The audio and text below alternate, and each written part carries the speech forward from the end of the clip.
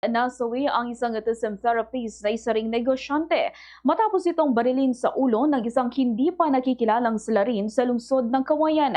Ang biktima ay kinilalang si Angel Ramat, 43 years old, single na may postal address na 4 Park 9, Takay Road, Pinsao Proper, Baguio City na binaril kahapon pasado alas 5 ng umaga sa labas ng tinutuluyang apartment sa San Fermin, Kawayan City, Isabela. Sa pakikipag-ugnayan ng Bombo Radyo Kawayan kay Police Lieutenant Colonel Avelino Canceran Jr., Chief of Police ng Kawayan City Police Station, sinabi niya na natanggap ang ulat mula sa isang concerned citizen at agad na nagtungo ang pulisya sa pinangyarihan ng krimen. Ayon sa kanilang investigasyon, paalisa ng apartment ang biktima at sasakay na sana ng kanyang sasakyan nang bigla siyang binaril ng 3 beses sa ulo at sa right palm nito ng lalaking hindi pa nakikilala. Tinatayang nasa 5'5" ang tangkad, nakasuot ng brown jacket at pantalon. Matapos ang krimen ay agad ding naglakad palayo ang suspect, dala-dala ang ginamit na baril. Dagdag pa niya na itaong walang ibang kasama ang biktima nang mangyari ang krimen, subalit nang mapansin ng kanyang mga kapitbahay ang nakadapa na ang biktima ay agad itong isinugod sa pribadong pagamutan.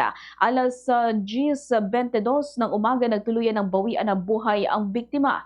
Batay sa investigasyon ng mga otoridad, kabilang ang forensic group ay na-recover sa pinangyarihan ng insidente ang 2 basyo ng bala ng baril na 9mm ang sukat. Sa ngayon ay nagpapatuloy ang investigasyon at nagsasagawa ng drug-net operation ng otoridad para sa pag-aresto sa suspect. Ganito ang bahagi ng pahayag ni Police Lieutenant Colonel Avelino Canceran Jr. Suspect ay unidentified pa po at ongoing pa po yung ating follow-up at pag-review ng mga CCTV. At after the incident ay agad naman po itong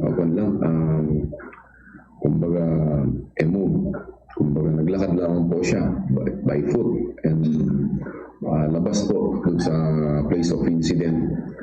Naglakad-lakad muna siya according dun sa nakalap naming CCTV footage sa mga iba't ibang establishmento dito po sa area diyan po sa San Fermin, Kabatuan San Fermin Road.